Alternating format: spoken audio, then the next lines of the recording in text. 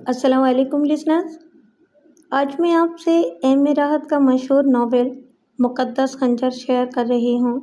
M راحت کا یہ novel پراسرار واقعات اور سسپینس سے بھرپور ہے۔ آئیے اس دلچسپ ناول کی پہلی قسط سنتے ہیں۔ میرا نام شعور ظفریاب علی خان ہے۔ 14 سال کی عمر تھی جب والدین ایک ہوائی حادثے کا شکار ہو کر اس دنیا سے رخصت ہوئے۔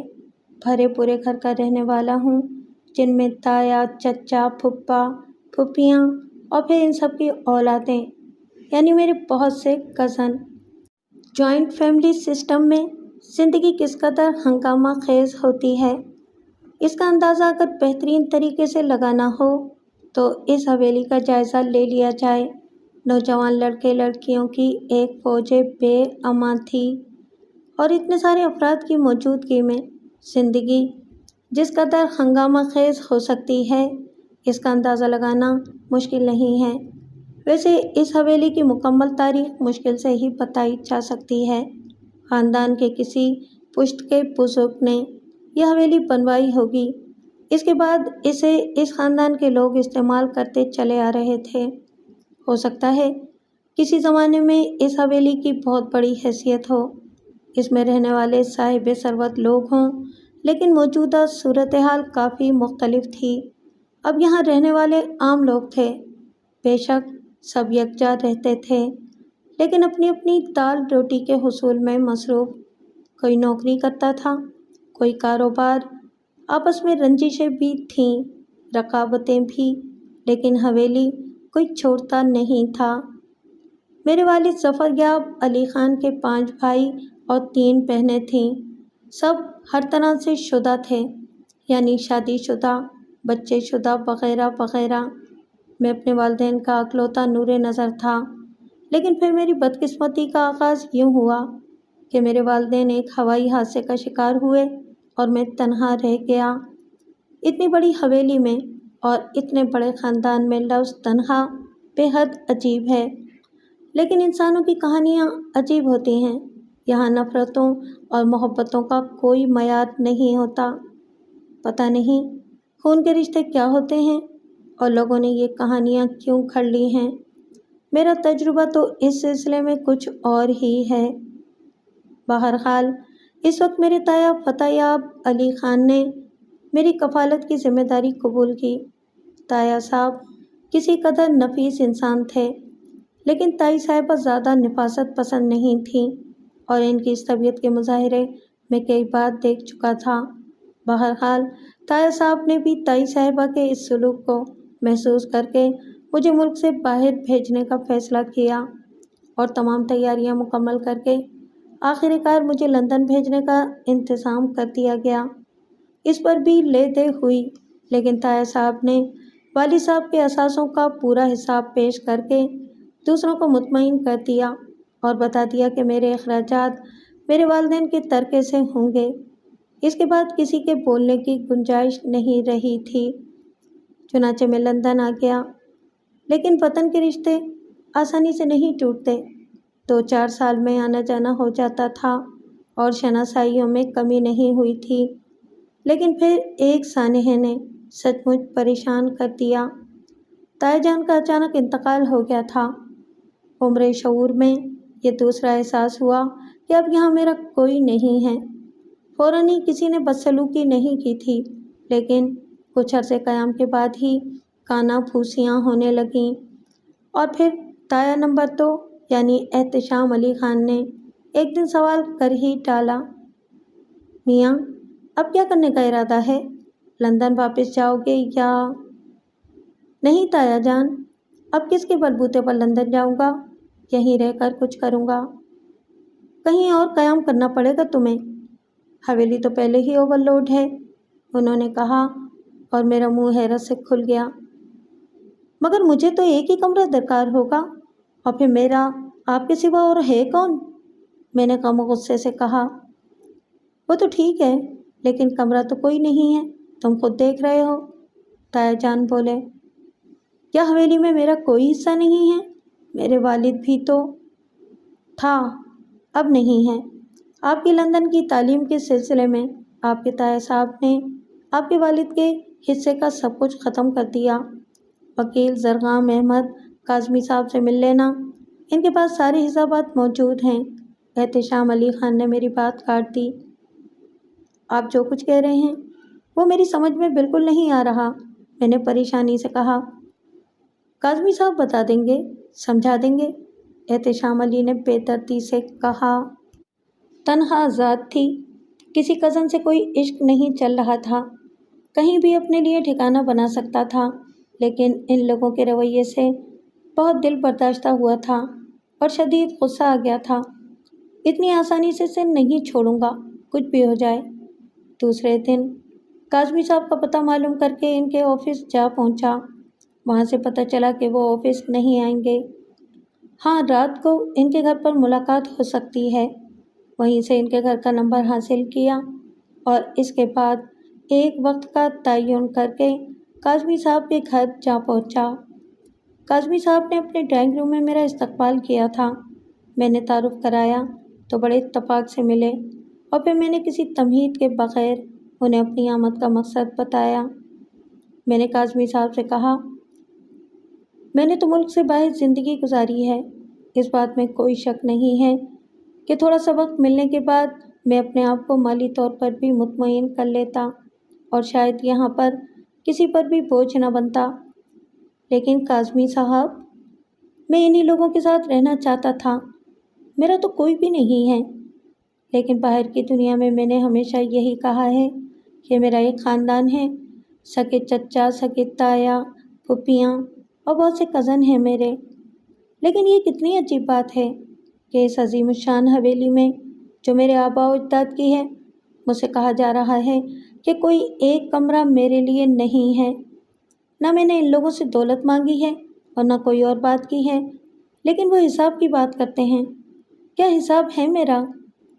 کاظمی صاحب نے رحم آمیز نگاہوں سے مجھے دیکھا تھا، پھر وہ کہنے لگے، اب کیا کہوں، کسی کے ذاتی معاملات میں ٹانگ اڑانا تو بس یہ سمجھ لو کہ بلا وجہ اپنی شامت مول لینا ہے۔ حویلی کے رہنے والے بھی معمولی لوگ نہیں ہیں۔ لیکن فتح یاب علی خان صاحب اس وقت کچھ شدت پسندی پر آمادہ ہو گئے تھے، جس کے نتیجے میں انہوں نے اپنے لیے نہیں بلکہ تمہارے لیے مخالفتیں مول لے لیں، اور خاص طور سے تمہاری تائی صاحبہ۔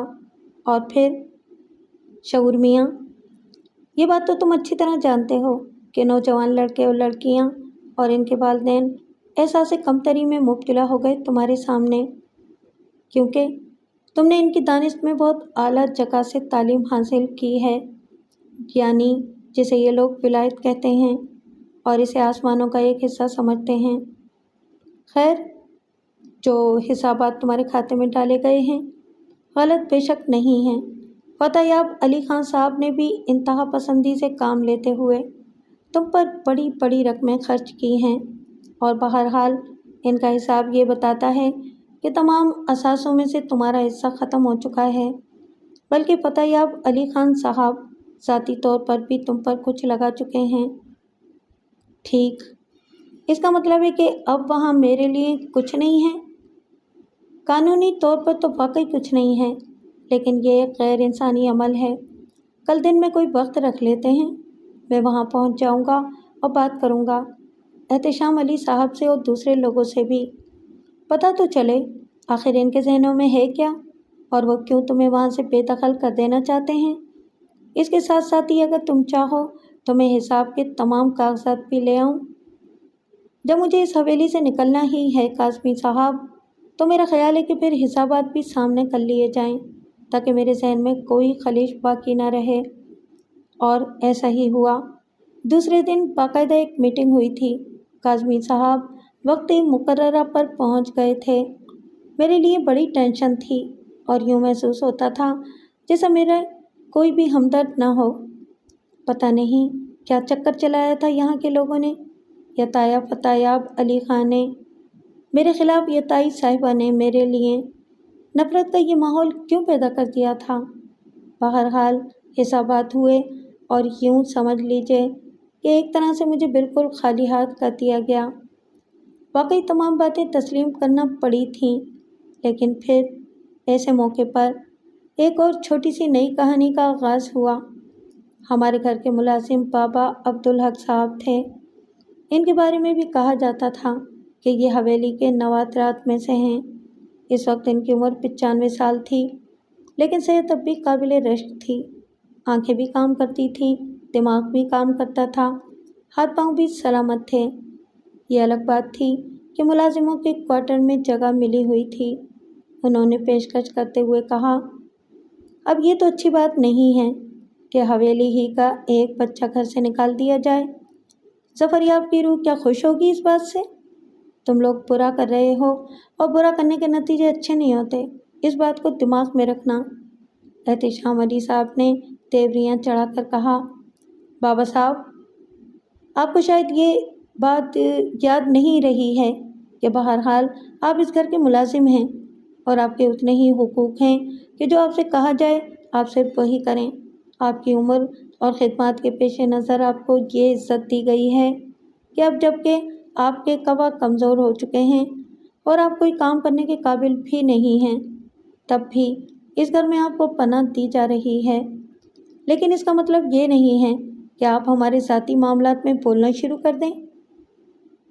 بیٹے، بات تمہارے بزرگوں کی ہے اور انہوں نے مجھ سے وعدے کیے تھے اور کہا تھا کہ زندگی کے آخری سانس تک میرا احترام کیا جائے گا۔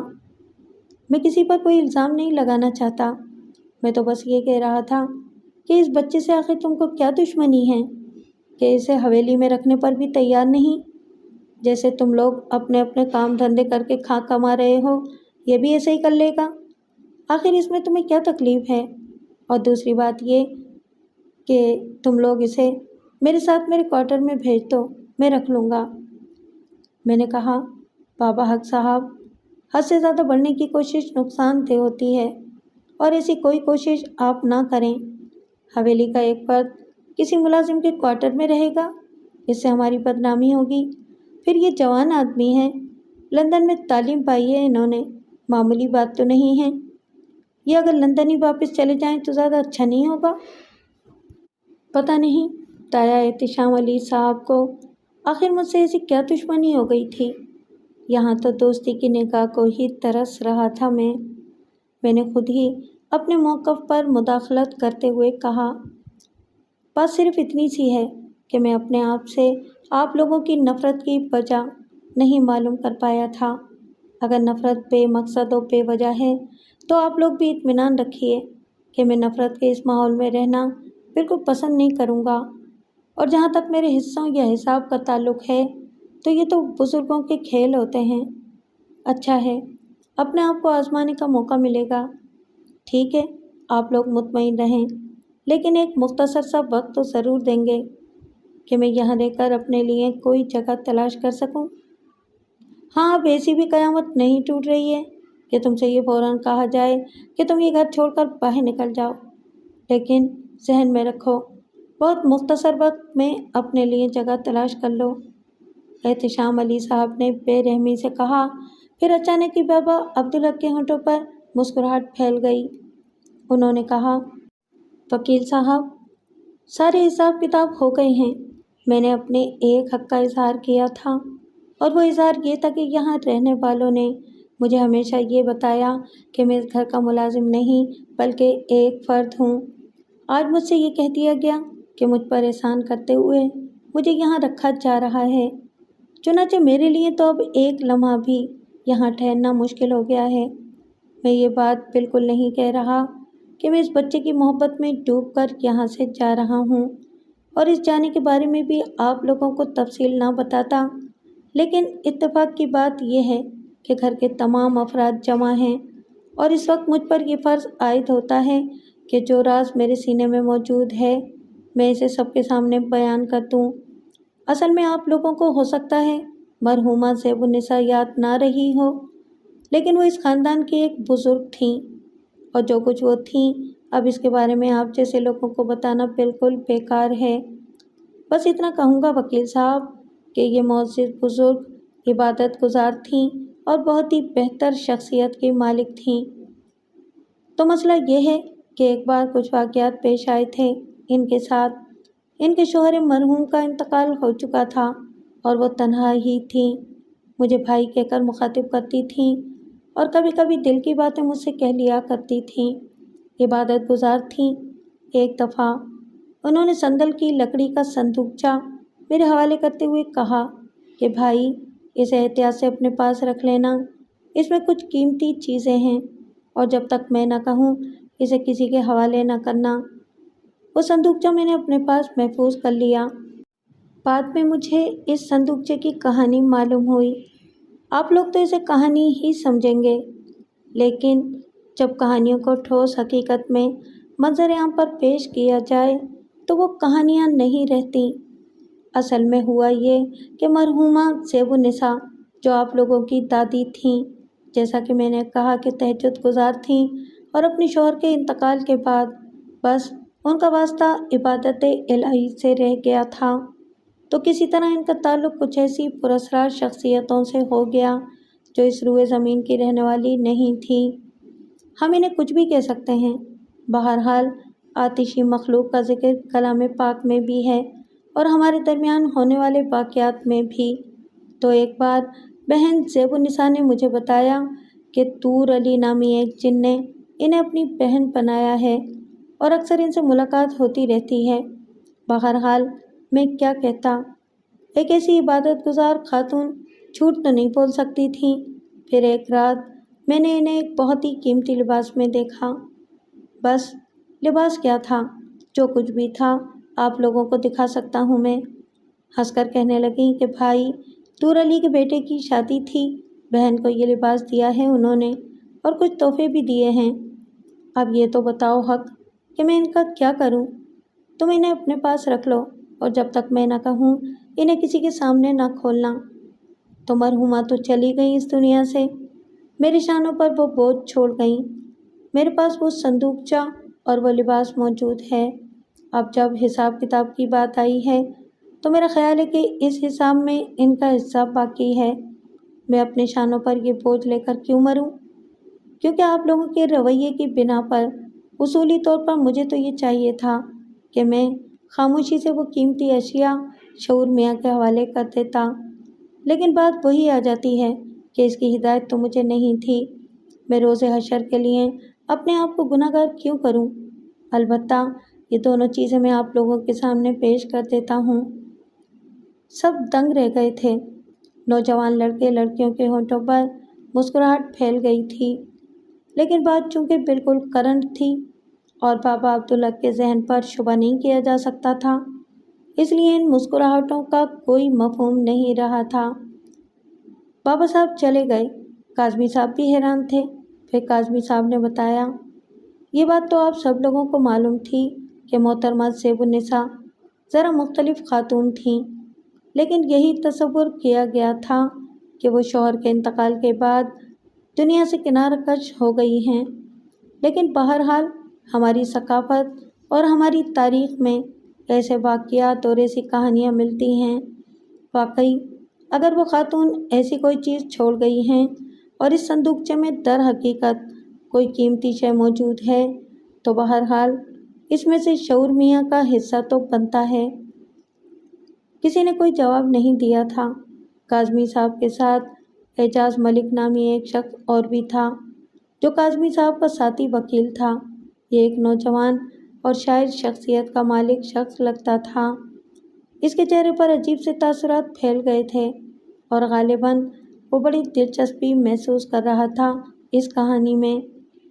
بابا صاحب چلے گئے تھے اور کچھ دیر کے بعد جب وہ واپس آئے تو ٹین کا ایک صندوق ان کے ہاتھ میں تھا جس میں سے موٹا سا تالا لگا ہوا تھا۔ انہوں نے چابی سے وہ تالا کھولا اور پھر صندوق کھول دیا۔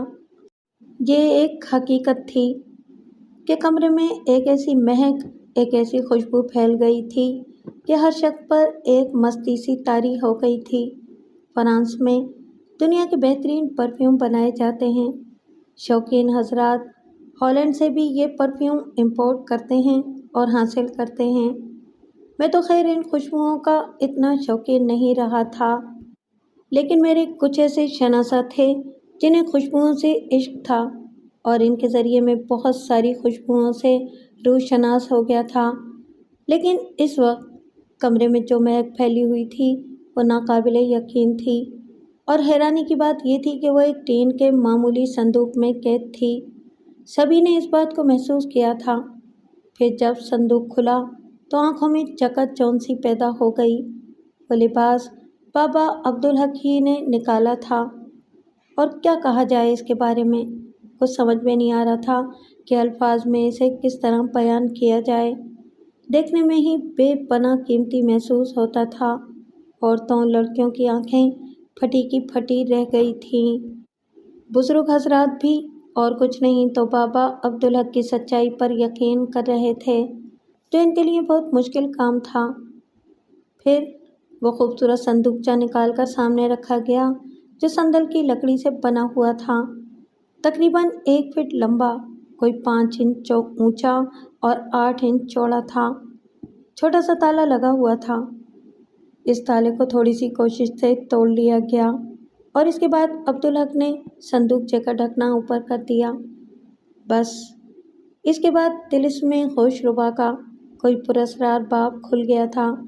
صندوقچے میں ہیرے بھرے ہوئے تھے، بیش قیمت، روشنیوں سے جگمگاتے ہوئے ایسے چمکدار، ایسے حسین کہ آنکھیں بند ہو جائیں۔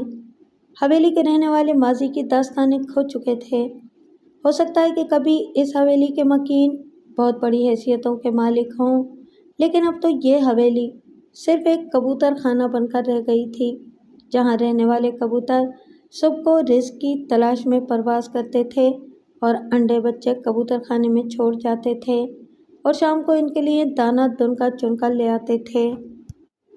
ہیروں کا یہ انبار تو ایک بار پھر حویلی والوں کی تقدیریں بدل سکتا تھا، اور وہ سب ہونک بنے ہوئے تھے۔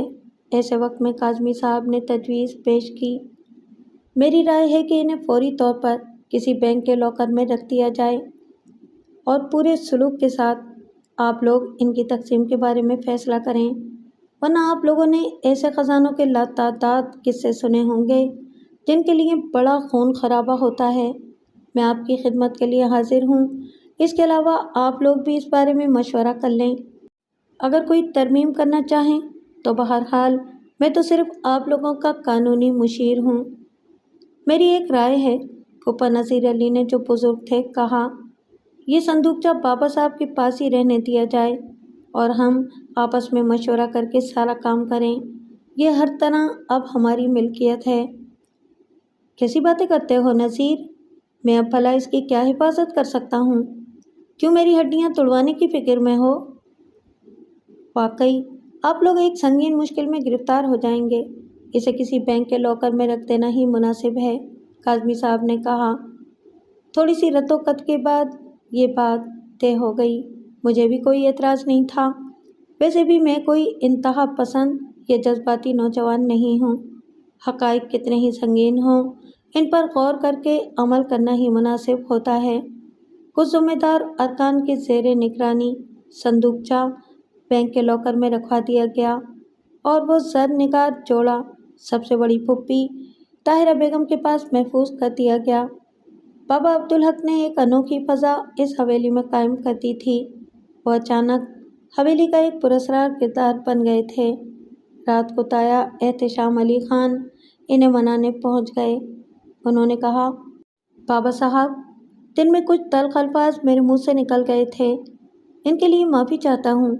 سب لوگ آپ کا انتظار کر رہے ہیں۔ وہ آپ سے دادی جان کے بارے میں اور بہت کچھ معلوم کرنا چاہتے ہیں۔ میاں، کہنے کو تو بہت کچھ کہہ سکتا ہوں، ایسے تلخ و ترش الفاظ کہ تم لوگ میری زندگی کے در پہ ہو جاؤ، لیکن نمک خوار ہوں اس حویلی کا، اور تم لوگ بہرحال میرے مالکوں کی اولاد ہو۔ جانے دو ان باتوں کو، کیونکہ جن کی یہ باتیں ہیں وہ اتنی نیک سیرت اور عبادت گزار تھیں کہ دوسری مخلوق نے بھی ان کا احترام کیا اور انہیں بہن کا رتبہ دیا۔ ویسے بھی میں حویلی چھوڑ رہا ہوں، تمہارا شکریہ کہ تم نے احساس دلا دیا۔ بابا حق کسی بھی طرح قابو میں نہیں آ رہے تھے۔ میں نے حویلی کے ہر فرد کو ہیروں کے جنون میں مبتلا پایا۔ لوگوں نے راتوں کو سونا چھوڑ دیا تھا، عارضی طور پر اپنی کاروبار اور نوکریوں سے چھٹیاں کر ڈالی تھیں۔ سوال یہ پیدا ہوتا ہے کہ کسی وکیل کو یہ حق کیسے حاصل ہے کہ وہ ہماری ملکیت کو اپنی تحویل میں رکھے؟ امتیاز علی پھپھا نے کہا۔ اور پھر اگر خود وکیل صاحب کی نیت خراب ہو جائے تو؟ چچا صاحب نے کہا۔ 100% امکانات ہیں۔ ہیرے تو گن لیے گئے تھے۔ بالکل، لیکن پھر بھی فیصلہ ہونے میں دیر کیوں ہو؟ میرے خیال میں کل کاظمی صاحب سے بات کر لی جائے۔ سب مل کر کریں گے تاکہ انہیں یہ احساس ہو کہ ہمارے درمیان اختلاف نہیں ہے۔ آخر وہ ہوتے کون ہیں؟ بالکل، یہ تو مداخلت بیجا ہے۔ سارا قصور ان بڑے میاں کا ہے۔ اول تو صندوقچہ چھپائے بیٹھے رہے، حالانکہ دادی مرحومہ کے انتقال کے بعد انہیں یہ امانت ہمارے سپرد کر دینی چاہیے تھی۔ یقیناً، اور نہ جانے کیا کچھ ہو ان کے پاس۔ ویسے سنا ہے کہ کوارٹر خالی کر گئے۔ کیا چلے گئے؟ آوازیں ابھریں۔ میرے لیے یہ نئی خبر تھی۔ دوسرے لوگ نہ جانے کیا کیا باتیں کرتے رہے، لیکن مجھے اس خبر سے بہت دکھ ہوا تھا۔ بیچارے اتنے ضعیف انسان تھے، نیک اور ایماندار، نہ جانے اس عمر میں کہاں گئے ہوں گے۔ بہرحال میں ذہنی طور پر خود بھی الجھا ہوا تھا۔ ان لوگوں کی بے اتنائی سے مجھے دلی دکھ ہوا تھا، لیکن پھر میں نے بھی خود غرضی سے سوچا تھا، ہیرے میں نے بھی دیکھے تھے اور سوچا تھا کہ ان میں سے میرا حصہ مجھے مل جائے تو میں یہ شہر، بلکہ ہو سکے تو یہ ملک ہی چھوڑ دوں۔ کیا فائدہ ہے ایسے لوگوں کے درمیان رہنے سے جن میں انسانیت ہی نہ ہو؟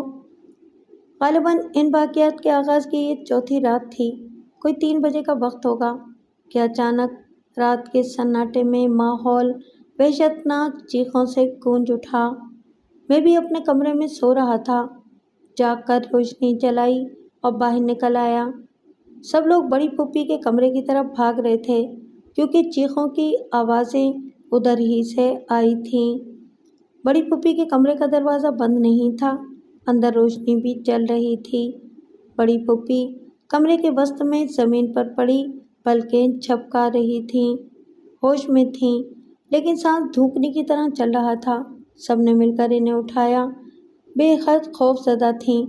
خوف کی وجہ انہوں نے بعد میں بتائی۔ میں گہری نیند سو رہی تھی کہ کچھ آہٹیں سنائی تیں اور میری آنکھ کھل گئی۔ دیکھا تو کوئی وہاں اس الماری کے پاس کھڑا تھا۔ میں ہڑبڑا کر اٹھ گئی تو وہ چونک کر میری طرف پلٹا۔ اللہ میری توبہ! کسی بھیانک مخلوق تھی۔ آنکھیں 2 جلتے ہوئے انگارے، دانت 2-2 انچ لمبے، پورا چہرے پر بال اگے ہوئے تھے۔ بس میری تو چیخیں نکل گئیں۔ پلنگ سے اٹھ کر بھاگی اور گر پڑی۔ میرے خدا! کیا بھیانک شکل تھی! بڑی پھوپھی جان یہ کہانی سنا رہی تھیں کہ میرے کانوں میں چھوٹی چچی کی سرگوشی ابھری۔ وہ بڑی تائی سے کہہ رہی تھیں، بھابھی جان، وہ زر نگار جوڑا بڑی باجی کے پاس ہے نا؟ ہیں؟ ہاں، کیوں؟ بڑی تائی حیرت سے بولی۔ ناک کاٹ کر ہاتھ میں رکھ دینا بڑی بھابھی۔ ارے رقیہ بیگم کو مجھ سے زیادہ اور کون جان سکتا ہے؟ کام دکھا گئیں، یقین نہ آئے تو تحقیق کر لو۔ کچھ نہیں تو لاکھوں روپے کے ہیرے جڑے ہوئے تھے اس جوڑے میں۔ وہ تو سب کو اندازہ تھا۔ چلو ہاتھ کنگن کو آرسی کیا؟ چچی جان نے کہا۔ میں ان دونوں خواتین کی سرگوشی سن رہا تھا، لیکن اس وقت میری حیرت کی انتہا نہ رہی جب کسی چور کا تعین کر کے یہ تحقیق کی گئی کہ کہیں پھوپھی جان کی کوئی چیز چوری تو نہیں ہو گئی، اور پھر وہ جوڑا غائب پایا گیا۔ مبارک ہو بھابھی جان۔ ارے کیا خاک مبارک ہو! ایسی آسانی سے اتنی قیمتی چیز ہڑپ نہیں کی جا سکتی۔ ایسے ہزاروں ڈرامے دیکھے ہیں میں نے۔ تائی جان ہتے سے اکھڑ گئیں۔ تو تمہارا خیال ہے کہ یہ سارا ڈرامہ ہے؟ پھوپھی جان نے کہا۔ باقی سب بے وقوف ہوں تو ہوں، میں تو نہیں ہوں۔ اس کے بعد خواتین کے ٹیکنیکل معاملات شروع ہو گئے جو ہوتے تو دلچسپ ہیں، لیکن ان میں طوالت بہت ہوتی ہے، اس لیے میں باہر نکل گیا تھا۔ باقی لوگ تو اندر کمرے میں ہونے والے فساد کو ختم کرانے کی کوشش میں مصروف ہو گئے تھے، لیکن میں حویلی کے دوسرے حصوں کا جائزہ لینے لگا۔ حویلی کے باغ میں مجھے مالی نجیب خان کام کرتا ہوا مل گیا۔ مالی نجیب خان نے مجھے بتایا، میرے چھوٹے بچے کو خام میں چلنے کی عادت ہے صاحب۔ اکثر دروازہ کھول کر باہر نکل جاتا ہے۔ ابھی شور مچنے سے پہلے بھی وہ باہر نکلا تھا، مگر یہ سراہی اس کے پیروں سے ٹکرا کر ٹوٹ گئی، جس کی وجہ سے میں جاگ گیا۔ میرا بیٹا دروازے سے باہر نکلا ہی تھا کہ میں نے اسے پکڑ لیا، اور صاحب، میں نے کمپاؤنڈ میں کالے رنگ کا ایک آدمی دیکھا۔ صاحب، وہ بن مانس تو نہیں تھا، لیکن بن مانس جیسا ہی تھا۔ پہلے وہ 2 پیروں سے چلتا ہوا دیوار کی طرف بڑھا، پھر اچانک جھک کر چاروں ہاتھ پیروں سے چلنے لگا اور اچانک دیوار کو کود گیا۔ میں بچے کو پکڑ کر کھڑے کا کھڑا رہ گیا تھا کہ اندر سے شور ہونے لگا۔ تم نے اسے کہاں دیکھا تھا؟ مجھے بتاؤ۔ آئیے صاحب، اس نے کہا۔ میں نے وہ جگہ بغور دیکھی، پھر مالی کو لے کر اس جگہ پہنچا جہاں سے اس کے بیان کے مطابق اس انوکھی مخلوق نے دیوار پھلانگی تھی۔ رات کا وقت تھا، اس لیے کوئی خاص اندازہ نہیں ہو سکا تھا، لیکن یہ دونوں جگہیں میں نے ذہن میں رکھ لیں اور فیصلہ کیا کہ دن میں وہاں نشان تلاش کروں گا۔ البتہ میں نے مالی سے کہا، ایک بات کہوں نجیب خان، مان لو گے؟ حکم کریں مالک۔ حکم نہیں، تمہیں مشکل سے بچانا چاہتا ہوں۔ ہمیں؟ وہ گھبرا کر بولا۔ ہاں، بڑی پھوپھی اماں کے کمرے سے کوئی چیز چوری ہو گئی ہے، ہو سکتا ہے کوئی قیمتی چیز ہو، اور صبح کو پولیس یہاں آ جائے۔ پھر صاحب، نجیب خان نے خوفزدہ لہجے میں کہا، اگر تم نے کوئی کہانی سنانے کی کوشش کی تو پولیس تمہیں آرام سے لے جائے گی، لاک اپ میں بند کرے گی، اور پھر تم سے ساری کہانیاں سنی جائیں گی۔ خدا کے لیے ہمیں بچا لیجیے صاحب۔ ہمیں اس کا پتہ ہوتا تو ہم آپ کو بھی یہ نہ بتاتے۔ پولیس سے تو اللہ ہی بچائے، وہ تو ہمیں چور بنا دے گی۔ یہی میں کہنا چاہتا ہوں۔ آپ کی مہربانی صاحب، مالی نے ہاتھ جوڑ کر کہا۔ میرے اسے منع کرنے کی کوئی خاص وجہ نہیں تھی، بس ایک ذہنی جلن تھی۔ ان لوگوں سے اناد ہو گیا تھا جو سب کے سب میرے لیے اجنبی ہو گئے تھے، حالانکہ میں نے ان کا کچھ بھی نہیں بگاڑا تھا۔ میں تو انہیں اپنا سمجھ کر دوسروں کی طرح ان کا ساتھ دینا چاہتا تھا، لیکن یہ سب بلا وجہ مجھ سے مخاصمت رکھتے تھے۔ بہرحال نند بھاوجوں کا کھیل شروع ہو گیا۔ رات بھر حویلی میں چکار رہی تھی۔ غالباً یہ فیصلہ ہو رہا تھا کہ رقیہ پھپھو ایک کامیاب اداکارہ ہیں یا نہیں، اور سونے کے تاروں اور ہیروں کی زرکاری سے بنا ہوا وہ قیمتی جوڑا انہوں نے اس پروگرام کے تحت کہاں پہنچا دیا۔ فیصلے انہی لوگوں کو کرنے تھے۔ رات تو سنسنی خیز گزری ہی تھی، لیکن دوسری صبح حویلی میں پھر کھلبلی مچ گئی، کیونکہ صبح کے اخبار میں ایک وحشتناک خبر چھپی ہوئی تھی جو سب سے پہلے پھوپھا غیاث الدین نے پڑھی تھی، اور پھر حویلی میں کوہرام مچا تھا۔ خبر یوں تھی، شہر کے ایک نامور وکیل زرغام احمد کاظمی کو بڑی بے دردی سے قتل کر دیا گیا۔ کسی نے ان کی کوٹھی کے بیڈ روم میں داخل ہو کر انہیں خنجر سے ہلاک کر دیا اور اس کی گردن شانوں سے جدا کر دی۔ مقتول کی گردن اس کے بستر سے 4 فٹ دور نیچے قالین پر پڑی ملی۔ وجہ قتل اور قاتل نامعلوم ہیں۔ خبر واقعی سنسنی خیز تھی۔ کاظمی صاحب ایڈوکیٹ تھے۔ 1000 دوست، 1000 دشمن۔ کس نے ان کے ساتھ یہ سلوک کیا تھا، کیا کہا جا سکتا ہے، لیکن اتنا اندازہ مجھے ضرور ہو چکا تھا کہ کاظمی صاحب کی اس طرح موت نے کم از کم حویلی کے مکینوں کو برا فروختہ کر دیا تھا، کیونکہ ہیروں کا وہ صندوقچہ کاظمی صاحب نے اپنے طور پر کسی بینک کے لاکر میں رکھوایا تھا، اور لاکر کی چابی بھی انہی کے پاس تھی۔ قانون دان ہونے کی حیثیت سے انہیں آگے چل کر اپنی اس ذمہ داری کو پورا کرنا تھا اور وہ ہیرے اس خاندان میں تقسیم کرنے تھے، اور ان ہیروں کے لیے خاندان کے افراد نے نہ جانے کیا کیا منصوبے بنا رکھے تھے۔ ہر شخص صاحب حیثیت ہو چکا تھا، اور نہ جانے تصورات میں کتنے محل قائم کر لیے تھے اس نے، لیکن سارے محل زمین بوس ہو گئے تھے اور کسی کے پاس کچھ نہ رہا تھا۔ بہرحال یہ خبر جنگل کے آگ کی طرح ساری حویلی میں پھیل گئی۔ اول تو رات ہی کا معاملہ کیا کم تھا، لیکن رات کے اس معاملے میں تو کم از کم مجرم نگاہوں کے سامنے تھے، یعنی بڑی پھوپھی جان اور ہر شخص کی نگاہ مشتبہ انداز میں ان پر پڑ رہی تھی۔ بڑی پھوپھی جان کی حیثیت ایک دم مشکوک ہو گئی تھی، لیکن اس سے بھی بڑا مسئلہ سامنے آ گیا تھا، جس کی وجہ سے حویلی میں کھلبلی مچ گئی تھی۔ فوراً ہی مجلس مشاورت ہوئی اور چونکہ اب میں باقاعدہ ایک فریق کی حیثیت رکھتا تھا، مجھے بھی شریک کیا گیا۔ تمام بزرگ سر جوڑ کر بیٹھ گئے۔ ہم لوگوں نے اصل میں کاظمی صاحب کو حد سے زیادہ اہمیت دے دی تھی۔ بھائی ایک وکیل ہے اور کسی زمانے میں اس خاندان کے مفادات کا نگراں رہ چکا ہے، لیکن اب اس خاندان کے مفادات ہی کیا تھے جو اس کی نگرانی کی جاتی؟ لے دے کر یہ حویلی ہی رہ گئی ہے تو ظاہر ہے یہ ہم سب کے سر چھپانے کا ٹھکانہ ہے۔ جو لوگ اپنا ہر حصہ وصول کر چکے ہیں، انہیں بالکل اس بات کا حق حاصل نہیں ہے کہ وہ حویلی پر اپنے مزید اختیارات کا اظہار کریں۔ اس سلسلے میں آپ لوگ یقینی طور پر میرا ہی نام لینا چاہتے ہوں گے۔ میں نے کہا، دیکھو شعور میاں، بات اصل میں یہ ہے کہ انسان خطا کا پتلا ہے، اور یہ کمبخت دولت ایسی نامراد شے ہے کہ انسان کو وسوسوں میں مبتلا کرتی ہی رہتی ہے۔ ہر شخص کے بارے میں کچھ نہ کچھ سوچا جا سکتا ہے۔ خیر، رقیہ خاتون بزرگ خاتون ہیں، ہم یہ تو نہیں کہہ سکتے کہ انہوں نے بددیانتی کا مظاہرہ کیا ہوگا، لیکن انسان فرشتہ نہیں ہوتا۔ رقیہ خاتون کا مسئلہ تو پسِ پشت جا پڑا ہے۔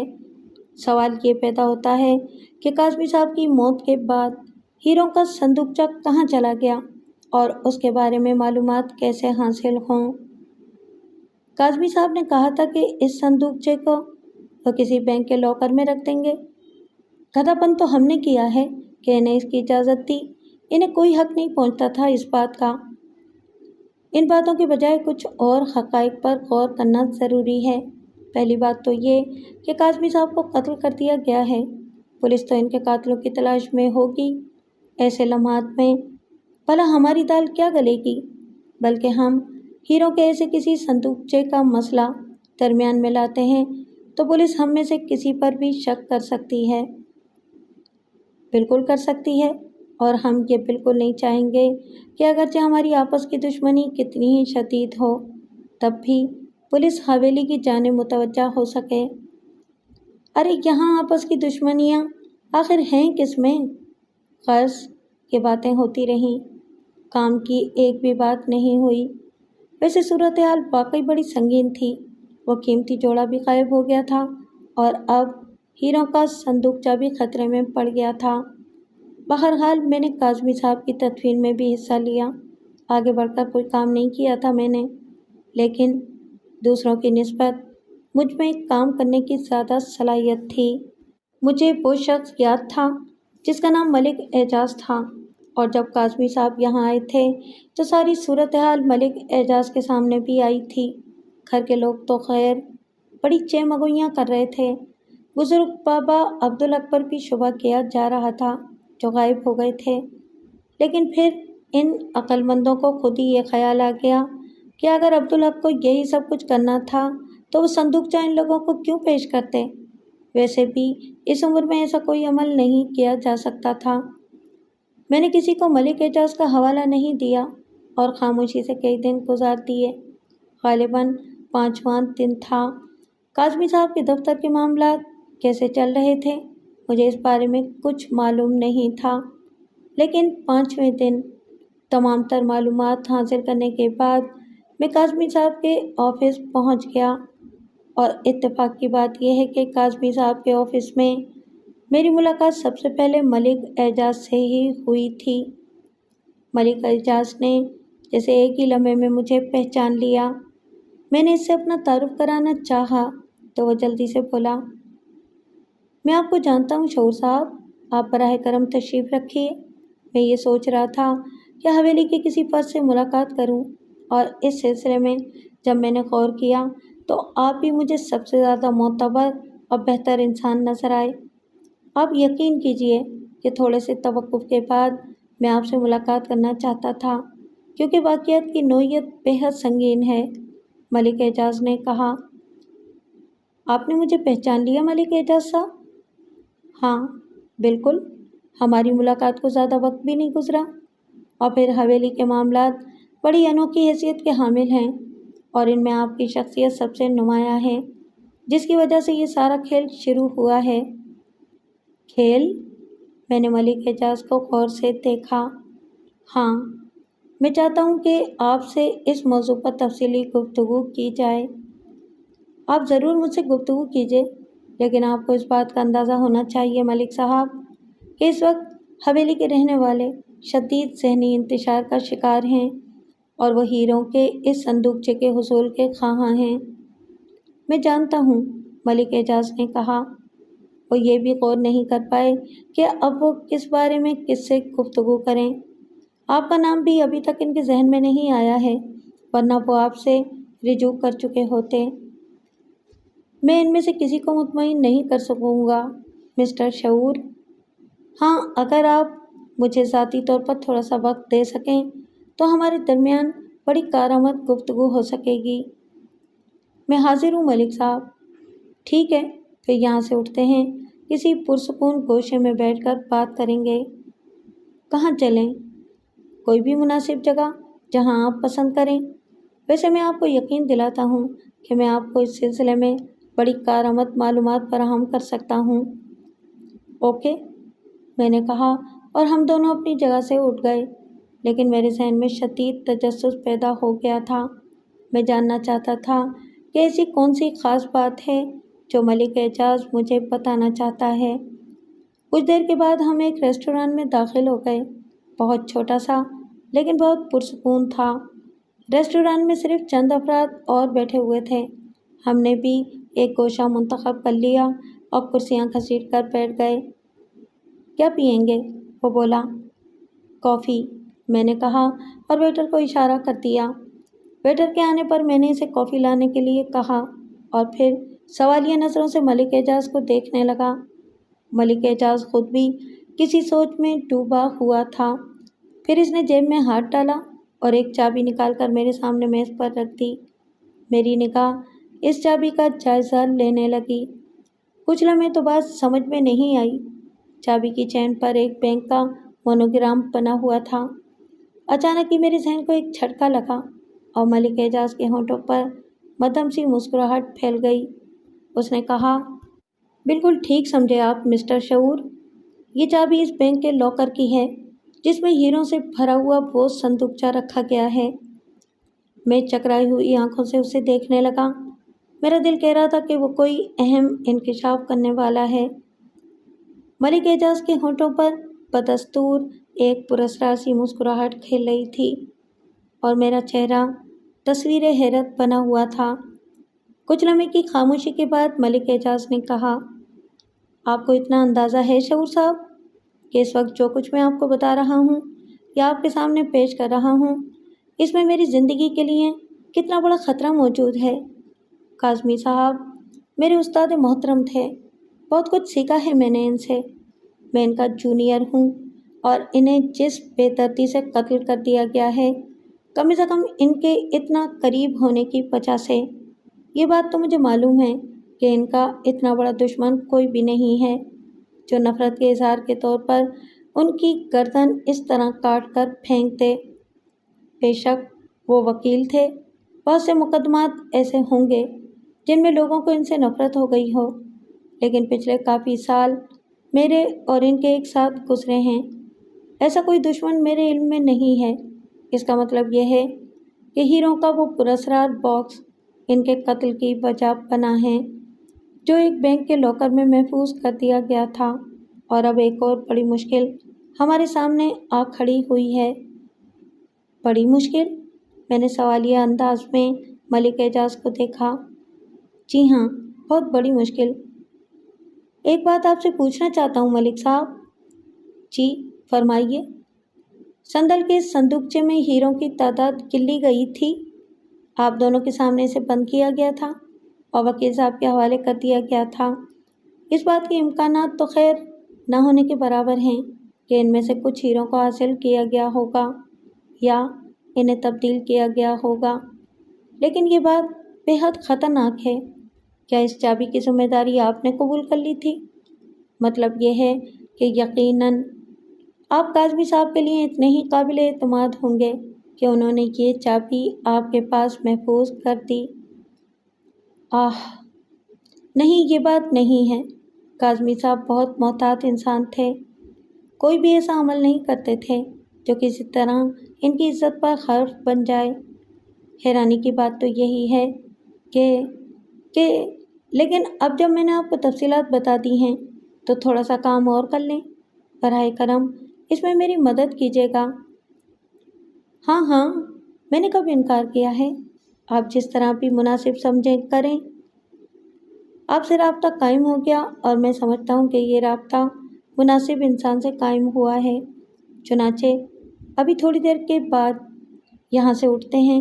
میں آپ کو ساری حقیقتوں سے روشناس کروانا چاہتا ہوں۔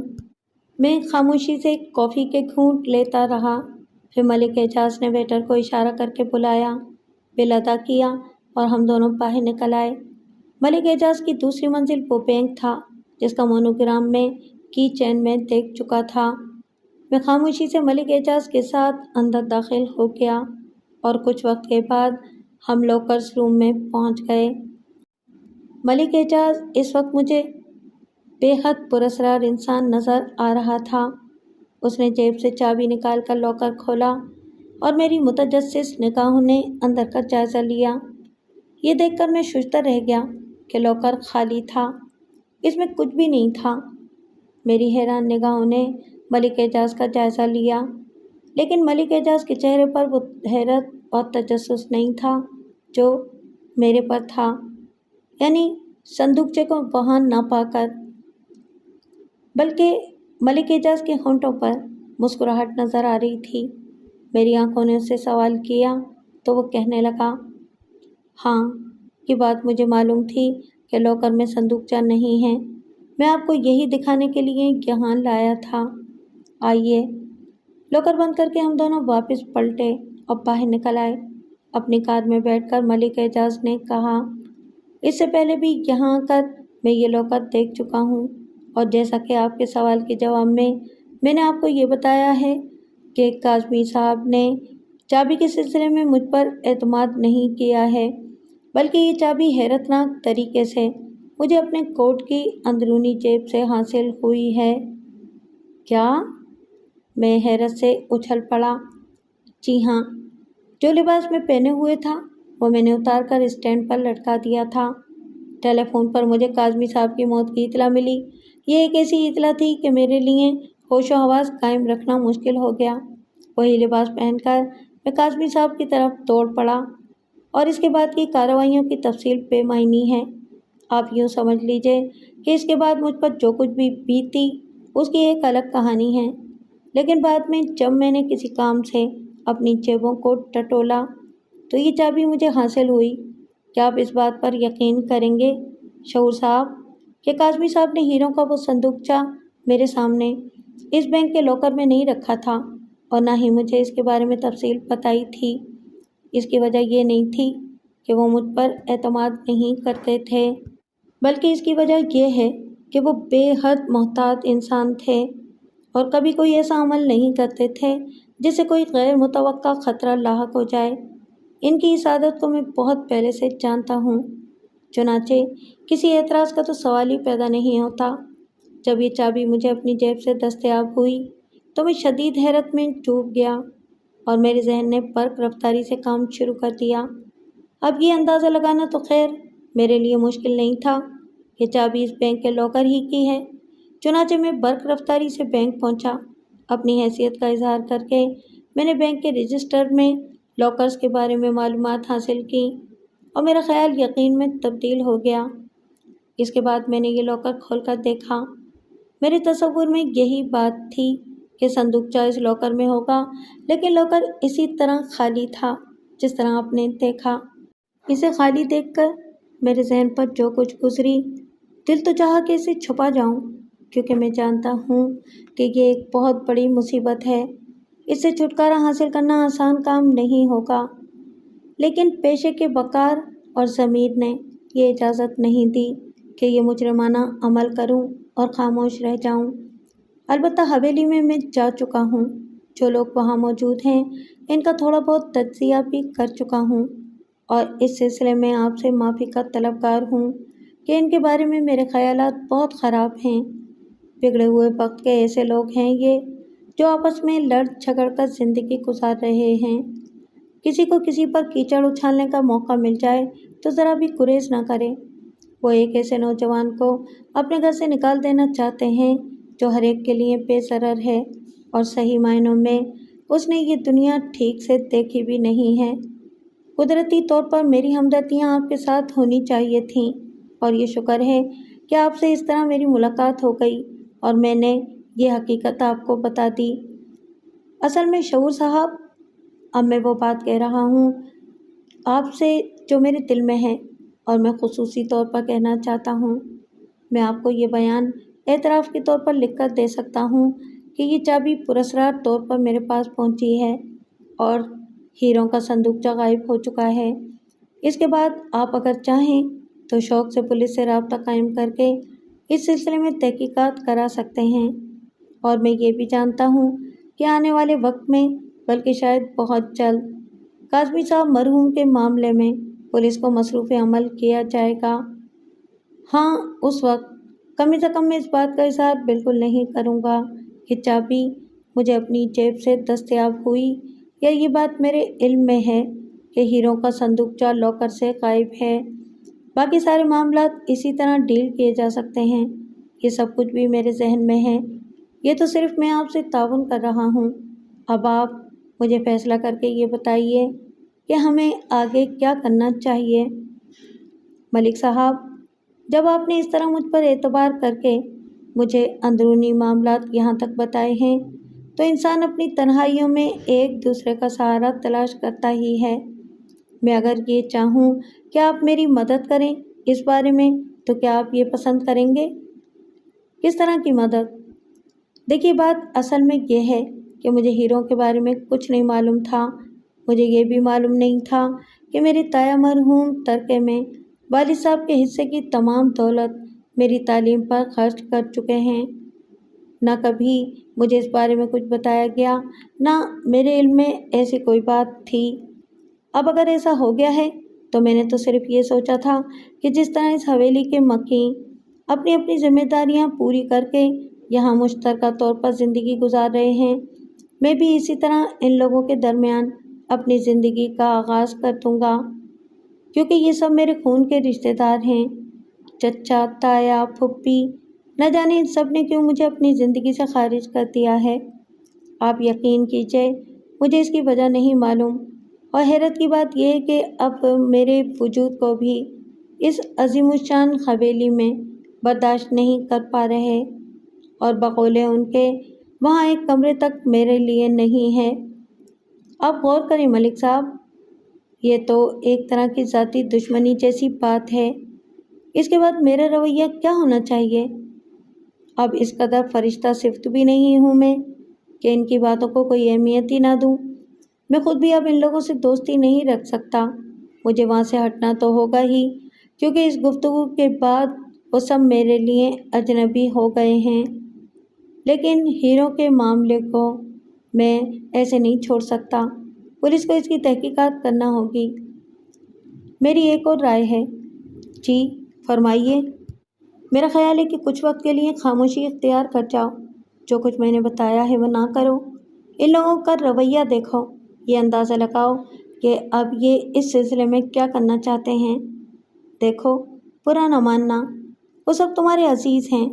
یہ بھی ہو سکتا ہے کہ ان میں سے کسی نے کاظمی صاحب مرحوم سے گٹھ جوڑ کیا ہو اور انہیں اس بات پر آمادہ کر لیا ہو کہ وہ ہیروں کا صندوقچہ اس کی تحویل میں آ جائے، اور بعد میں کاظمی صاحب اور وہ مل کر اس کی تقسیم کر لیں، اور جب کاظمی صاحب نے اس گیم میں حصہ لینے پر آمادگی ظاہر کر دی ہو اور وہ اپنے مقصد میں کامیاب ہو گیا ہو تو اس کے بعد سب سے پہلے کاظمی صاحب کو ہی راستے سے ہٹا دیا گیا ہو۔ اصل میں تو وکیل ہوں، جرائم کے کیس ہمارے پاس آتے رہتے ہیں اور ہم ان پر غور کر کے ان کی اصلیت کا اندازہ لگاتے رہتے ہیں۔ اسی بنا پر یہ تصور میرے ذہن میں پیدا ہوا ہے۔ میرا مطلب یہ ہے، مائی ڈیئر مسٹر شعور، ابھی تو اس حویلی میں تم رہو اور ذرا سخت گیری اختیار کرو۔ اب تو یہ ہیرو والا معاملہ بھی سامنے ہے۔ تم اپنے رویے کو خراب کر کے یہ کہہ سکتے ہو کہ تم آسانی سے ان کا پیچھا نہیں چھوڑو گے، اور اصل میں یہ پتہ لگانے کی کوشش کرو کہ اگر کسی نے کاظمی صاحب سے گٹھ جوڑ کر کے وہ صندوقچہ حاصل کیا ہے تو وہ کون ہے۔ میرا اور تمہارا خفیہ ساتھ رہے گا اور میں اس سلسلے میں تمہاری ہر طرح مدد کروں گا۔ بے فکر رہنا، کوئی تمہارا کچھ نہیں بگاڑ سکے گا، یہ میری ذمہ داری ہے۔ بعد میں اصل مجرم کو سامنے لا کر ہم ساری حقیقتیں معلوم کر لیں گے۔ ملک اعجاز کی یہ بات مجھے بہت اچھی لگی۔ اس وقت تو کیفیت یہی تھی کہ دوست نام کی کوئی شے مل جائے تو اس کے پاؤں دھو دھو کر پیوں۔ ایک عجیب سی تنہائی کا شکار ہو گیا تھا میں نے ملک اعجاز سے کہا، ملک صاحب، دولت تو آنی جانی چیز ہے، نہ میں بزدل انسان ہوں، نہ اپنے آپ کو ناکارہ سمجھتا ہوں۔ آپ یقین کیجئے، مجھے تو صرف چند اپنوں کا سہارا درکار تھا۔ زندگی تو بہرحال ہاتھ پاؤں ہلانے سے ہی رواں دواں رہتی ہے۔ اگر تھوڑی بہت رقم یہ دولت کہیں سے اتفاقیہ طور پر حاصل ہو جائے تو ساری زندگی تو ساتھ نہیں دے پاتی۔ فرض کیجئے اگر ان ہیروں میں سے تھوڑا سا حصہ مجھے مل بھی جاتا تو زیادہ سے زیادہ کیا ہوتا، اس کی قیمت وصول کر کے تھوڑا سا اچھا وقت گزر جاتا۔ ایک گوشے میں بیٹھ کر تو وقت نہیں گزار سکتا تھا نا میں؟ بے شک، لیکن بہرحال اپنا حق قاسموں کے قبضے میں کیوں جانے دیا جائے؟ آپ اپنے طور پر جد و جہد کیجئے، اس بات کا تو پتہ چل ہی جائے گا کہ اس عمل کا ذمہ دار کون تھا۔ جی شاید، میں نے کہا۔ بہرحال ملک اعجاز سے رخصت ہو گیا تھا، لیکن ذہن الجھا ہوا تھا، ایک ایک شخص کی طرف دھیان جا رہا تھا۔ ویسے تو یہ سارے کے سارے چالاک لوگ تھے، تایا، چچا، پھپھا اور پھر ان کی بیگمات، ایک سے ایک بڑھ کر شاطر۔ بات صرف میرے حصے ہی کی تو نہیں تھی۔ ایک خزانہ دریافت ہوا تھا اور حقیقتاً صندوقچے میں ہیروں کا جو خزانہ، جو ذخیرہ موجود تھا، اس کی صحیح مالیت کا اندازہ تو خیر میں بھی نہیں لگا سکا تھا، لیکن ایسا ضرور تھا کہ وہ بہت بڑی قیمت رکھتا تھا۔ اس سے متعلق وہ روایت بھی عجیب تھی۔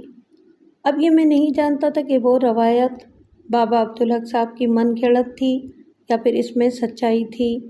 روایتیں بہرحال روایتیں ہوتی ہیں۔ پھر بابا صاحب نے جس پراسرار طریقے سے وہ صندوقچہ محفوظ رکھا تھا اور اس کے بعد خود غائب ہو گئے تھے، یہ ساری باتیں سمجھ میں نہ آنے والی تھیں۔ حویلی واپس آنے کے بعد میں اپنے کمرے میں داخل ہو گیا۔ ان لوگوں کو نہ جانے مجھ سے یہ نفرت کیوں تھی، حالانکہ انسان صرف انسانیت کے رشتے سے ہی ایک دوسرے سے محبت کا برتاؤ کر لیتا ہے، لیکن پتہ نہیں سب کے سبھی مجھ سے الگ الگ رہتے تھے، یہاں تک کہ میرے ہم عمر بھی۔ پھر بہت دیر کے بعد تایا احتشام صاحب کی طرف سے طلبی ہوئی اور میں اس بڑے حال کمرے میں داخل ہو گیا جہاں پورا خاندان جمع تھا۔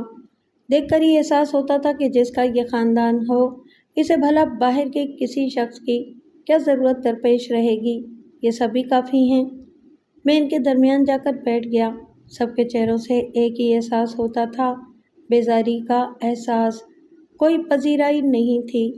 پھر تایا صاحب نے کہا، تمہیں اس لیے بلایا گیا ہے کہ بعد میں یہ نہ کہو کہ ہم لوگوں نے تمہارے خلاف کوئی سازش کی ہے۔ ساری حقیقت تمہارے علم میں آ گئی ہے، اب بتاؤ کہ کیا کرنا چاہیے۔ وکیل صاحب صندوقچے کو قبضے میں کرنے کے بعد جہنم رسید ہو گئے۔ اصولی طور پر یہ غلط تھا۔ میں تو یہ سمجھتا ہوں کہ انہوں نے مجرمانہ طور پر ہمارے مال پر قبضہ کیا۔ اب یہ الگ بات ہے کہ خود ان کے کسی آدمی نے انہیں مصیبت میں ڈال دیا۔ تمہیں یاد ہے وہ شخص جو ان کا اسسٹنٹ تھا اور جس کا نام ملک اعجاز تھا، اس وقت ان کے ہمراہ تھا جب صندوقچہ انہوں نے اپنی تحویل میں لے لیا تھا؟ جی، ذمہ داری اس پر بھی عائد ہوتی ہے۔ ہم اب یہ معاملہ پولیس کے حوالے کرنے جا رہے ہیں۔ پہلی بات تو یہ کہ بابا عبدالحق روپوش ہو گئے ہیں۔ اب یہ پولیس جانے اور اس کا کام جانے کہ وہ اصل شخصیت کو کس طرح تلاش کرتی ہے، لیکن FIR لکھوائی جا رہی ہے۔ تمہاری اس سلسلے میں کیا رائے ہے؟ ویسے تو آپ لوگ جس طرح چاہیں عمل کر سکتے ہیں، مجھے اعتراض نہیں ہے۔ ظاہر ہے ہیروں سے بھرا ہوا وہ صندوقچہ وکیل صاحب نے اپنی تحویل میں لے لیا تھا۔ اس کے بعد ساری تفصیل انہیں ہی معلوم ہوگی۔ اب انہیں کس نے قتل کیا یہ ایک الگ بات ہے۔ دیکھو صاحبزادے، میری تو یہ رائے ہے کہ اس سلسلے میں بڑھ چڑھ کر بات کرنے کی کوشش نہ کرنا۔ وکیل کاظمی صاحب کے قاتل تم بھی ہو سکتے ہو، میں بھی ہو سکتا ہوں۔ ظاہر ہے ہم میں سے کوئی بھی ان ہیروں کے لیے یہ کوشش کر سکتا ہے۔ یہ مت بھولو کہ پولیس ہم پر بھی شک کرے گی، بعد میں یہ نہ کہنا کہ ہم نے تمہیں پھنسایا۔ تایا احتشام کے الفاظ پر میرا منہ حیرت سے کھل گیا تھا۔ اس قدر احمق اور جاہل بھی نہیں تھا کہ تایا صاحب کی بات کا مطلب سمجھنے کی کوشش نہ کرتا یا وہ بات سمجھ میں نہ آتی جو تایا صاحب کہہ رہے تھے۔ ان کا کہنا یہ تھا کہ پولیس اس معاملے کو آگے بڑھائے گی، چھان بین کرے گی، اور ہو سکتا ہے کہ وہ اس بات پر شک کرنے لگے کہ کہیں ہم میں سے ہی کسی نے تو کاظمی صاحب کو قتل نہیں کر دیا۔ یہ سب تو یکجا تھے، بات صرف میری تھی جسے زبردستی اجنبی بنا دیا گیا تھا۔ اب اس سے زیادہ قوت برداشت مجھ میں نہیں تھی۔ تاہم میں نے اپنے آپ پر قابو پا کر سرد لہجے میں کہا، تایا صاحب، اگر آپ سب لوگ مجھ پر کوئی الزام لگانا چاہتے ہیں یا اس سلسلے میں میرا نام لینا چاہتے ہیں تو اپنا یہ شوق ضرور پورا کیجیے گا۔ زندہ تو میں بھی رہنا چاہتا ہوں اور زندگی بچانے کی ہر ممکن کوشش کروں گا۔ آپ لوگ پوری کوشش کر لیجیے گا کہ کاظمی صاحب کے قتل میں مجھے ملوث کر کے ہیروں میں سے میرا حصہ نکال سکیں۔ کیا بکواس کر رہے ہو تم؟ ہم میں سے کسی کا یہ مقصد نہیں ہے، احتشام علی نے اٹھ کر کہا، لیکن ان کے الفاظ پر کچھ اس طرح طبیعت جھنجھلا گئی تھی کہ میں اپنی جگہ سے اٹھا اور باہر نکل آیا۔ باہر طور ان لوگوں کے رویے پر اب اپنے آپ کو مزید احمق بنانے سے کوئی فائدہ نہیں تھا۔ وہ سب بھی ساکت رہ گئے تھے۔ اس کے بعد میں حویلی میں نہیں رکا اور باہر نکل آیا۔ دل میں بڑی اداسیاں تھیں۔ الجھنوں کا تو خیر اپنا ایک الگ ہی مقام تھا۔ یہ واقعہ جو پیش آیا تھا بڑی مختلف نوعیت کا حامل تھا، لیکن ان لوگوں نے جو طریقہ کار اختیار کیا تھا وہ ناقابل فہم تھا۔ میں یہ سوچنے لگا کہ لندن واپسی تو اب ممکن نہیں ہے۔ میرے لیے نہ ذرائع تھے نہ وسائل، یہیں رہنا ہوگا۔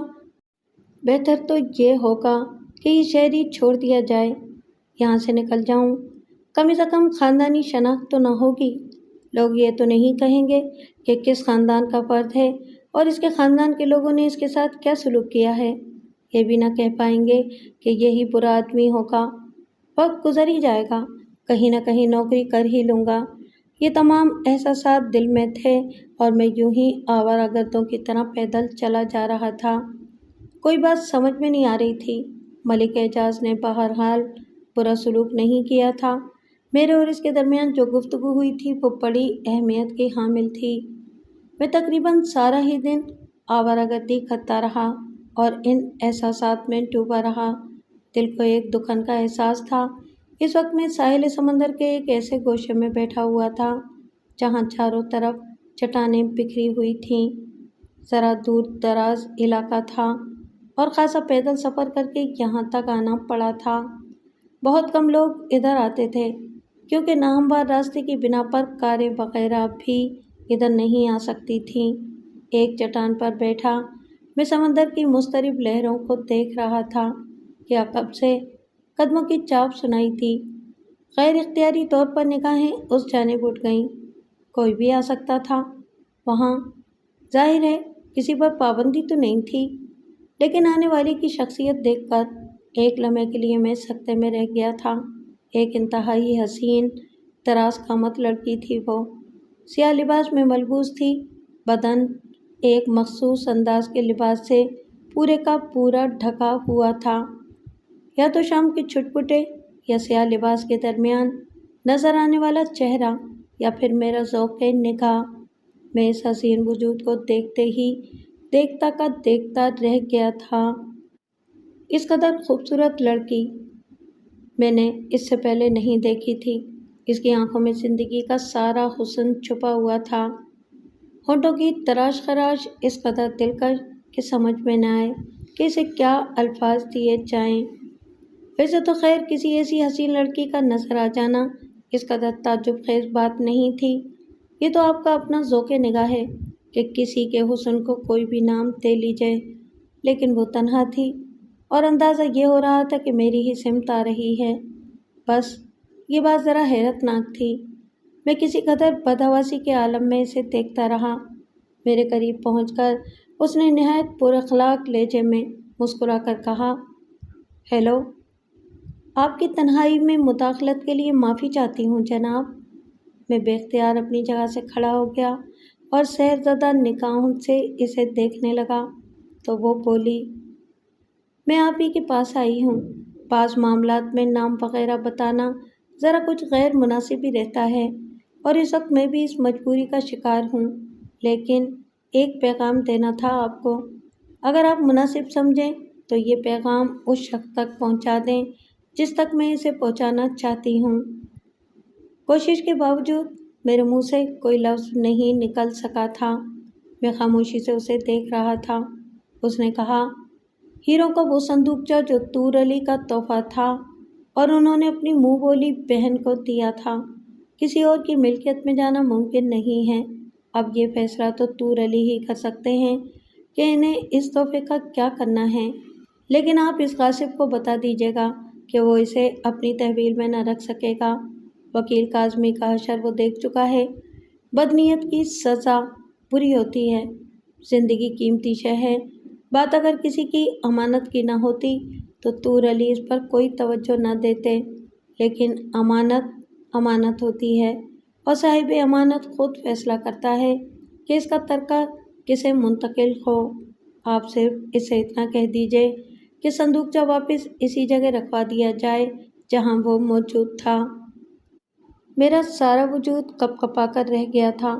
جو کہانی وہ سنا رہی تھی وہ بے حد پراسرار تھی اور اس جیسی پراسرار شخصیت کی زبان سے وہ انوکھا نام سن کر جس کی داستان مجھے بابا عبدالحق نے بتائی تھی، میں دنگ رہ گیا تھا۔ اس نے ایک گہری نگاہ مجھ پر ڈالی اور واپسی کے لیے پلٹ پڑی۔ بہت ہی مختصر لمحات دیے تھے اس نے مجھے اور میں شدید حیران ہو گیا تھا۔ ہر چند کے اعصاب کشیدہ ہو گئے تھے اور جو کچھ اس نے مجھے بتایا تھا اسے سن کر میں اپنی کیفیت پر قابو نہیں پا سکا تھا، لیکن اچانک ہی میرا جسم متحرک ہو گیا۔ اس دوران وہ کئی قدم آگے بڑھ گئی تھی۔ میں نے بمشکل تمام ہمت کر کے اس سے کہا، ذرا سنیے، میری بات سنیے۔ اس نے گردن گھما کر مجھے دیکھا لیکن قدم نہ روکے اور چٹانوں کے درمیان آگے بڑھتی رہی۔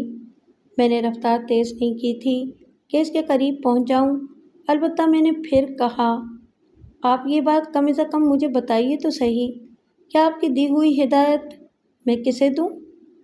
اس نے بدستور آگے بڑھتے ہوئے ایک بار پھر گردن گھمائی اور بولی، ذرا سی فہم سے کام لیجیے گا تو آپ کے لیے یہ جاننا مشکل تو نہیں۔ سب سے پہلی بات تو یہ ہے کہ آپ نے مجھے ششدر کر دیا ہے۔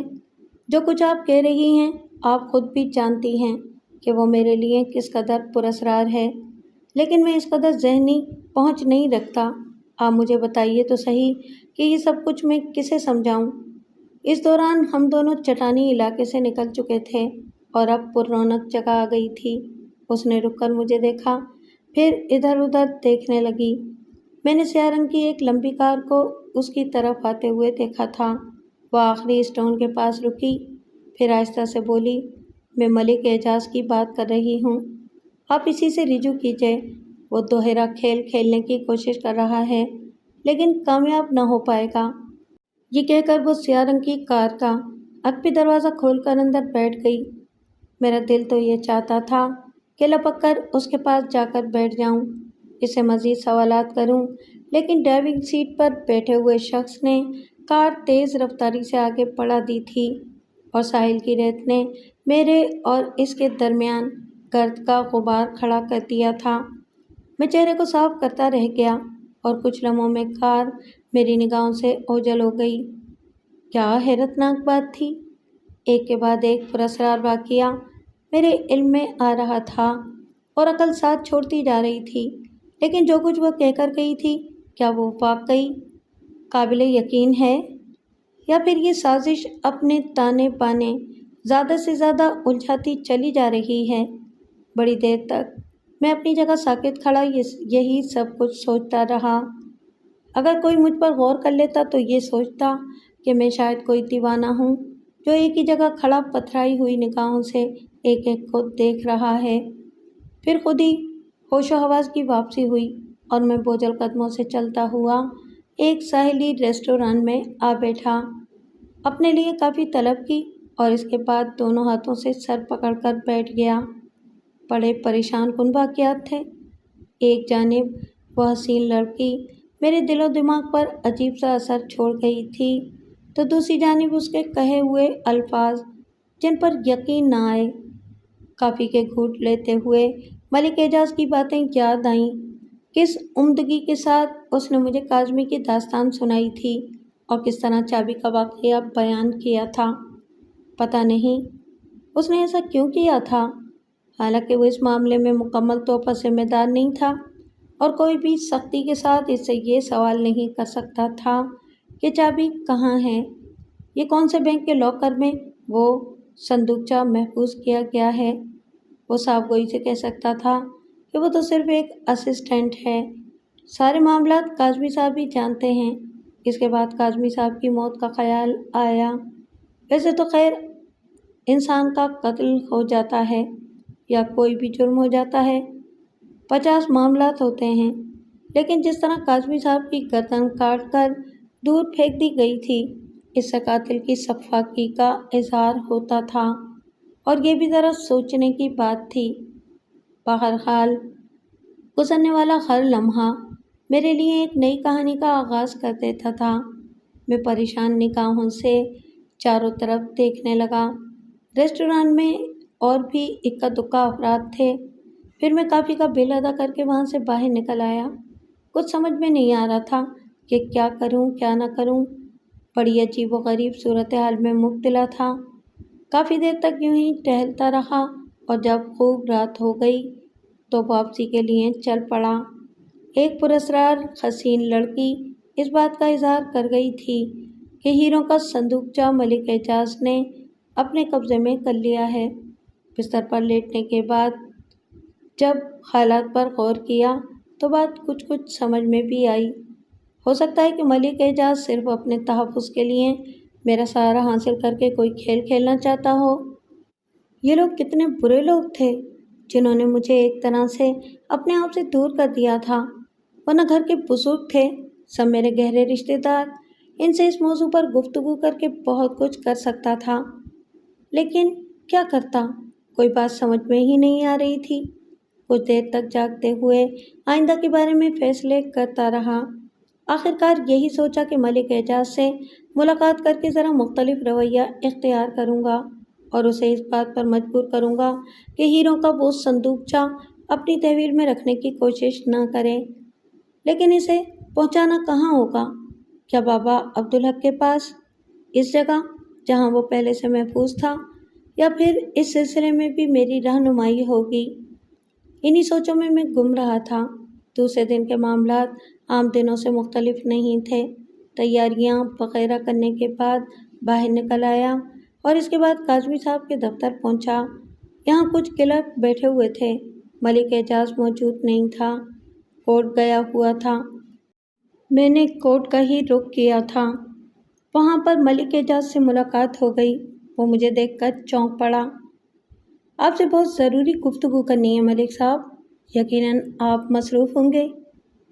نہیں، میرا جو کام تھا وہ میں نپٹا چکا ہوں، اس کے بعد بار روم میں جانا تھا، لیکن آؤ کینٹین چلتے ہیں، کوئی خاص بات ہے؟ ہاں۔ تھوڑی دیر کے بعد ہم کینٹین میں بیٹھے ہوئے تھے۔ کینٹین کی بدنما پیالیوں میں چائے پیتے ہوئے میں نے کہا، ملک صاحب، یہ تو میں آپ کو نہیں بتاؤں گا کہ میری معلومات کا ذریعہ کیا ہے، البتہ اتنا کہہ دینے میں کوئی حرج نہیں سمجھتا کہ جو کچھ مجھے معلومات حاصل ہوئی ہیں وہ غلط نہیں ہیں۔ ملک اعجاز کے ہاتھ میں چائے کی پیالی لرز گئی تھی، جسے میں نے صاف محسوس کیا تھا۔ اس نے تعجب سے کہا، کیا کہنا چاہتے ہو؟ ملک صاحب، ہیرو کا وہ صندوقچہ آپ کی تحویل میں ہے اور اس کے لیے میرا مشورہ ہے کہ اسے واپس حویلی پہنچا دیں، بلکہ کسی کو بتائے بغیر اسے ایسی جگہ رکھ دیں جہاں وہ پہلے محفوظ تھا۔ بابا عبدالحق کے کوارٹر کے بارے میں آپ کو تفصیل بتا دوں گا۔ ملک صاحب، مجھے اس صندوقچے سے کوئی حصہ نہیں چاہیے۔ وہ ایک پراسرار حیثیت کا حامل ہے، لیکن میں یہ نہیں چاہتا کہ اس کی وجہ سے کچھ اور لوگوں کی زندگی خطرے میں پڑے۔ ہیروں کے اس صندوقچے کے ساتھ ساتھ کچھ خاندانی روایات ہیں ہماری، اور اتفاق سے مجھے انہی روایات میں سے کچھ اشارے ملے ہیں، حالانکہ میری عقل انہیں تسلیم کرنے کے لیے تیار نہیں ہے۔ میں نے ایک جدید ملک میں زندگی گزاری ہے جہاں توہمات تو بے شک ہیں، لیکن ہر شخص کے ساتھ نہیں۔ میں بھی ان سے دور رہا ہوں۔ ایک منٹ میاں، ایک منٹ، کہنا کیا چاہتے ہو؟ ملک اعجاز کا لہجہ تلخ ہو گیا تھا۔ پہلی بات تو یہ کہنا چاہتا ہوں کہ اپنے لہجے سے تلخی دور کر دیں، بلکہ یہ سوچیں کہ ایک دوست جسے دنیا نے ٹھکرا دیا ہے آپ کی دوستی اور زندگی کا خواہش مند ہے۔ صاف لفظوں میں کہو کہ صندوقچے کی گمشدگی کا الزام مجھ پر لگانا چاہتے ہو، اور اس کی بنیادی وجہ یہ ہے کہ میں نے تمہیں اس حویلی کے رہنے والوں میں ایک شریف اور پڑھا لکھا نوجوان سمجھ کر اس راز سے آگاہ کر دیا تھا۔ حقیقت تو مجھے معلوم ہو ہی چکی تھی۔ میں چاہتا تو خاموشی کے ساتھ اپنی گلو خلاصی کر لیتا اور چابی کا حوالہ تک کسی کو نہ دیتا، لیکن اب مجھے احساس ہو رہا ہے کہ غلطی ہو گئی تھی۔ خیر، وہ ایک الگ بات ہے، لیکن تم جو کچھ کہہ رہے ہو اس کی نوعیت بڑی سنگین ہے۔ صاحبزادے، ایک بات سن لو، مجھے اس صندوقچے کے بارے میں کچھ نہیں معلوم، نہ ہی میں نے اس کے حصول کی کوشش کی ہے اور نہ ہی وہ میری تحویل میں ہے۔ اس کے باوجود اگر تم مجھ پر اس طرح کا کوئی الزام لگاؤ گے تو پولیس کے سامنے میں یہ کہہ دوں گا کہ میں نے کوئی ایسی فضول بات تم سے نہیں کہی، بلکہ شاید اس کے بعد تمہارے سلسلے میں میرے خیالات بھی بہت خراب ہو جائیں۔ آپ کے اس فیصلے میں کوئی گنجائش ہے ملک صاحب؟ میں نے کہا نا، تم نے رات بھر میں اور ان لمحات میں صرف یہی سوچا ہے کہ وہ ہیرے میری تحویل میں ہیں۔ یہ تمہاری عمر کی نا تجربے کاری ہے۔ عقل و دانش سے کام لیتے تو ایسا نہ سوچتے۔ اب اس سے زیادہ ہوشیار بننے کی کوشش نہ کرو۔ چائے کا بل میں ادا کر رہا ہوں، اپنے حصے کی چائے ختم کرنا اور یہاں سے چلے جانا۔ باقی معاملات میں تم خود سمجھدار ہو۔ ملک اعجاز اپنی کرسی سے اٹھا۔ میرا منہ ایک لمحے کے لیے کھلا اور پھر بند ہو گیا۔ بات سمجھ میں نہیں آئی تھی۔ وہ چلا گیا اور میں بیٹھا سوچتا رہ گیا کہ کیا کرنا چاہیے مجھے۔ پھر اچانک ہی دل کو احساس ہوا کہ زندگی تو خیر اجنبی اور تنہا ہی گزرنی ہے، لیکن کیوں نہ ان دلچسپ معاملات میں ذرا تفریح کر لوں اور یہ معلوم کرنے کی کوشش کروں کہ اس پراسرار صندوقچے کا کیا راز ہے۔ بابا عبدالحق نے جو تفصیل بتائی ہے وہ صرف ان کی ذہنی اختراع تھی یا خاندان کے کسی بزرگ سے عقیدت، اور تو کچھ ہو نہیں سکتا تھا۔ اس کے بعد ہیروں کا معاملہ آتا تھا تو اس بارے میں غور کرنے سے یہی سمجھ میں آیا کہ زندگی اس کائنات میں سب سے قیمتی ہیرا ہے، اور ہر طرح کے ہیرے زندگی میں ہی کام آتے ہیں، بشرطے کہ زندگی قائم و دائم رہے۔ اس سے پہلے زندگی کی حفاظت کی جائے، بعد میں باقی سب کچھ سوچا جائے۔ اب جیسے خاندان کے لوگ ابھی تو ٹھیک سے بات منظر عام پر آئی نہیں کہ کاظمی صاحب کی موت کے بعد ہیروں کے اس صندوقچے کا کیا ہوگا۔ اہل خاندان تو شاید اس سے اپنا سارا مستقبل وابستہ کر چکے تھے۔ بہت سی لڑکیوں کی شادی کے معاملے طے ہو گئے ہوں گے، بہت سے نوجوانوں نے کاریں خرید لی ہوں گی اور اپنی گرل فرینڈز کو دعوت نامے جاری کر دیے ہوں گے کہ بس اب دکھ بھرے دن بیت گئے اور سکھ کی کہانی شروع ہو گئی۔ لیکن یہاں تو کھیل ہی الٹا ہو گیا تھا، اور کھیل جب اس طرح الٹ جاتے ہیں تو پھر خطرناک حالات پیدا ہو جاتے ہیں۔ وہ لوگ تو پھر بھی ایک دوسرے میں شیر و شکر ہیں۔ میں تنہا رہ جاتا ہوں جس پر سب کے عتاب نازل ہو سکتے ہیں اور جس پر ہر طرح کا شک سب سے آسان ہو سکتا ہے۔ چنانچہ اب مجھے جو کچھ کرنا تھا خوب سوچ سمجھ کر کرنا تھا۔ اب اگر کوئی بھی قدم غلط اٹھ گیا تو مجھے تو سمجھانے والا بھی کوئی نہیں ہے، حالانکہ اس وقت اس بارے میں سب سے زیادہ واقفیت مجھے ہی ہے، اور وہ قیامت خیز وجود مجھ سے جو کچھ کہہ گیا ہے، خدا کی پناہ اسرار و رموز کے اتنے دروازے کھل گئے تھے کہ عقل ساتھ چھوڑ دے۔ وہ لمبی سیاہ کار بے حد قیمتی تھی جس میں وہ لڑکی آئی تھی۔ کمبخت ڈرائیور کا چہرہ بھی میں نہیں دیکھ سکا تھا، نہ ہی کار کا نمبر۔ ملک اعجاز علیحدہ برگشتہ ہو گیا، حالانکہ اسے ایسا کرنا نہیں چاہیے تھا۔ وہ اس سلسلے میں ذمہ دار تو قرار پاتا تھا، آخری فیصلہ کرنا تو خیر مشکل کام تھا، لیکن شک ملک اعجاز کی طرف ہی جاتا تھا۔ دوسری طرف یہ بھی نہیں معلوم تھا کہ حویلی والے کیا کر رہے ہیں۔ البتہ اس شام جب گھر واپس پہنچا تو صورتحال کافی بگڑی ہوئی تھی۔ گھر کے آدھے افراد غیر موجود تھے۔ ایک بزرگ خاتون نے کہا، تھانے چلے جاؤ، پولیس والا 2 دفعہ آ چکا ہے۔ کیوں؟ میں نے چونک کر کہا، جاؤ گے تو معلوم ہو جائے گا۔ باقی لوگ کہاں ہیں؟ سب اپنا اپنا بیان لکھا کر آئے ہیں۔ میں سمجھ گیا کہ گڑبڑ ہو گئی ہے۔ صندوقچے کے بارے میں FIR لکھوا دی گئی ہے۔ بہرحال ضروری تھا، چنانچہ میں بھی علاقے کے تھانے پہنچ گیا۔ FIR ذرا مختلف قسم کی تھی، اس کی نوعیت سنگین ہو گئی تھی۔ تھانے دار صاحب کے لیے یہ بات باعث دلچسپی تھی کہ ہیروں سے بھرا صندوقچہ حویلی کے کسی ملازم کی تحویل میں تھا اور پوری حویلی اس سے ناواقف تھی۔ پھر اسے جو ہی وکیل صاحب کے حوالے کیا گیا، وکیل صاحب قتل ہو گئے۔ وکیل صاحب کسی بھی معاملے میں قتل ہوئے ہوں، لیکن ایک پوائنٹ یہ صندوقچہ بھی ہو سکتا تھا۔ چنانچہ باری باری ہر شخص کو طلب کیا گیا تھا، کیونکہ صندوقچے کے ساتھ ایک معزز وکیل کے قتل کا معاملہ بھی ملوث ہو گیا تھا۔ تھانے دار صاحب نے پوری ذہانت کے ساتھ مجھے دیکھا، پھر بولے، آپ لندن پلٹیں؟ جرم کے معاملے میں آپ کے تجربات تو بے حد وسیع ہوں گے۔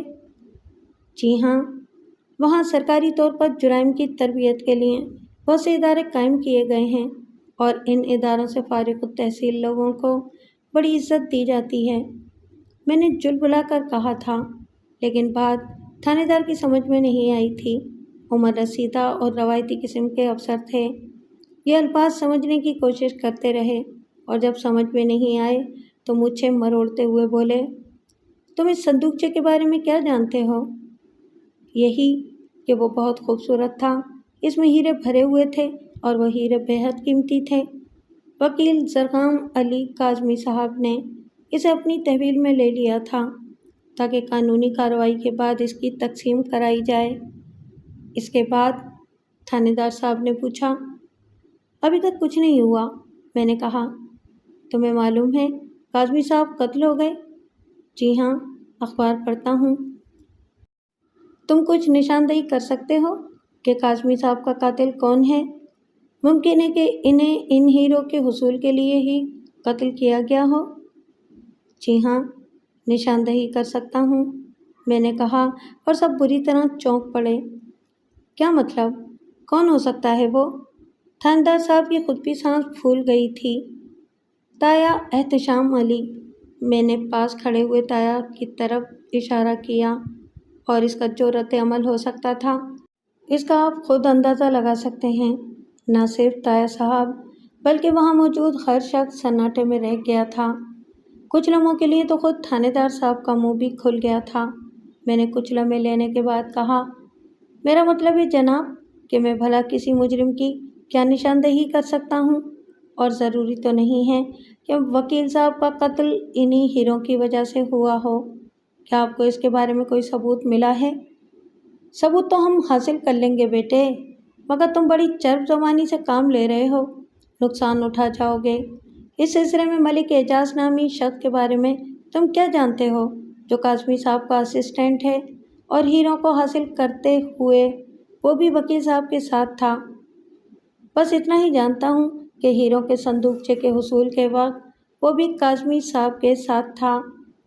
تمہاری اس سے پہلے کوئی جان پہچان تھی؟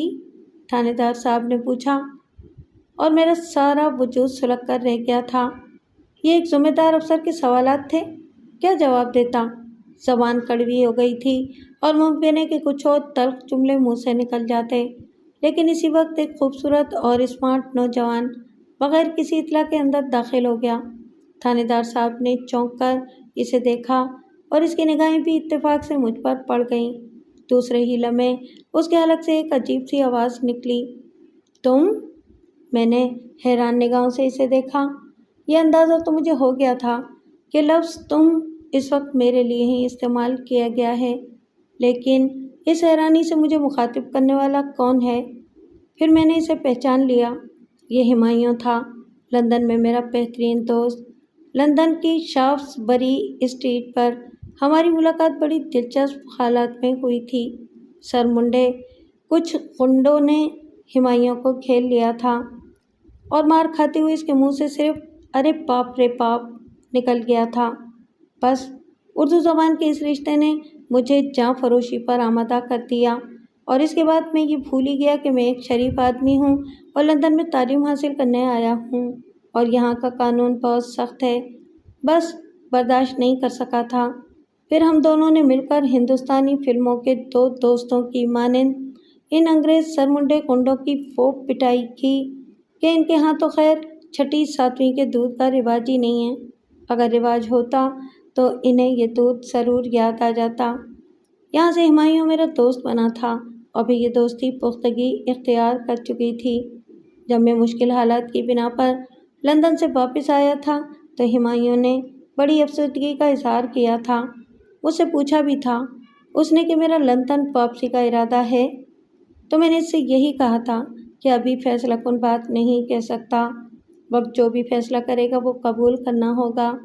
اس وقت بھی ہمایوں نے مجھے بتایا تھا کہ وہ خود چونکہ اپنی تعلیم مکمل کر چکا ہے، اس لیے بہت جلد وطن واپسی کا ارادہ ہے۔ یوں یہ صورتحال چل رہی تھی، لیکن میں یہاں پہنچ کر ان مشکلات کا شکار ہو گیا، اور اس وقت ہمایوں کو دیکھ کر ایک عجیب سی رقت دل پر طاری ہو گئی۔ ہمایوں آگے بڑھا اور اس نے مجھ سے کہا، کس سلسلے میں آئے ہو؟ اور آپ جانتے ہیں کہ آپ نے کس شخص کو سامنے کھڑا کر رکھا ہے؟ دوسرا جملہ اس نے تھانے دار سے کہا تھا۔ تھانے دار صاحب تو خیر یہ بات جانتے یا نہ جانتے ہوں، لیکن میں یہ ضرور جانتا تھا کہ ہمایوں وطن عزیز میں ایک پولیس آفیسر کا بیٹا تھا، اور یہ بات اس وقت بھی سامنے آ گئی۔ تھانے دار صاحب نے کھڑے ہو کر کہا تھا، سر یہ اصل میں کچھ خیر میں یہ تنقید تو نہیں کروں گا کہ ہمارے وطن میں تھانوں کی کیا شکل ہوتی ہے اور تھانے دار حضرات معزز انسانوں کے ساتھ بھی کس طرح پیش آتے ہیں، لیکن آپ کو کم از کم انہیں بیٹھنے کی پیشکش تو ضرور کرنی چاہیے تھی۔ کیا آپ یہاں کسی معزز شخص کی اتنی عزت بھی نہیں کی جاتی؟ نہیں سر، یہ بات نہیں ہے، تھانے دار صاحب نے کہا۔ بہرحال بات جس قدر بھی تھی، ہمایوں کو میرا دوست پا کر تھانے دار صاحب کا رویہ ہی بدل گیا۔ ادھر حویلی کی پوری ٹیم تھی اور تھانے دار صاحب کو بہرحال اپنا کام بھی پورا کرنا تھا۔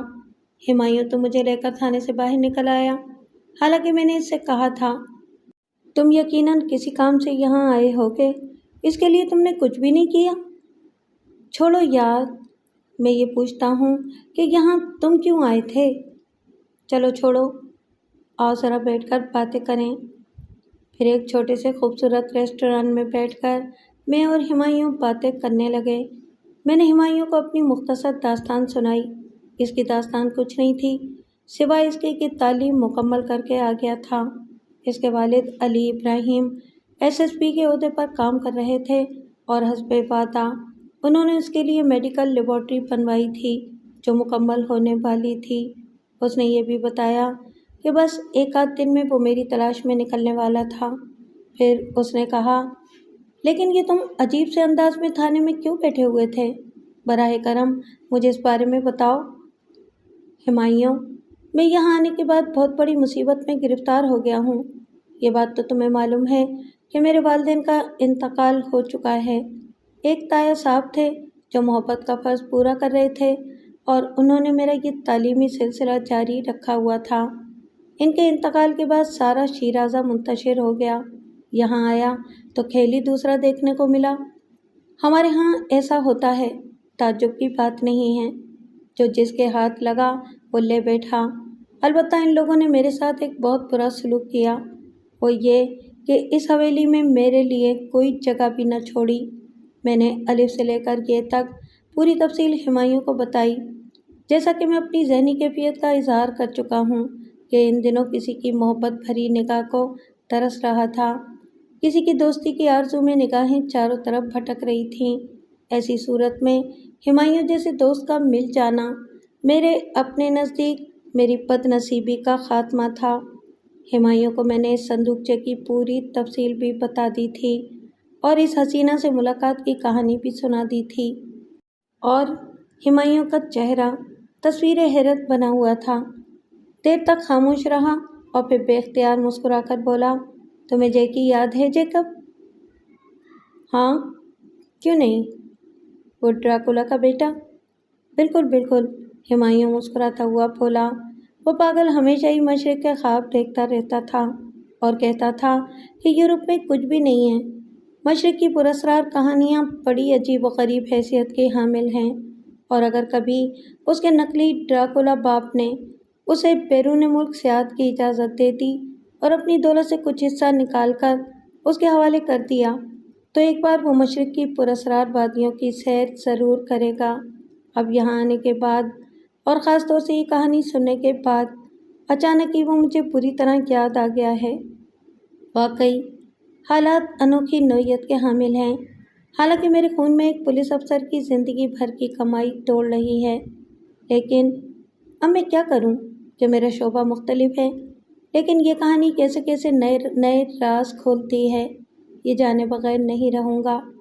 چلو خیر، تمہارے تایا جان کی موت کا معاملہ، حویلی کے لوگوں کا وقت اور حالات کے ہاتھوں کلاش ہو جانا، لیکن اس کے بعد اس ہیروں کے صندوقچے کا برآمد ہونا، اور بابا صاحب نے جس طرح اس کی نشاندہی کر کے اسے عزت و آبرو کے ساتھ تم لوگوں کے حوالے کر دیا اور خود اس حویلی سے چلے گئے، پھر صندوقچے کا پراسرار طور پر بینک لاکر سے غائب ہو جانا، چابی کا ملک اعجاز کی جیب میں ملنا، اور پھر اس حسینہ کی نشاندہی کے رموز، یہ ساری باتیں ایک دلچسپ اور پراسرار کہانی کی جانب اشارہ نہیں کر رہی ہیں؟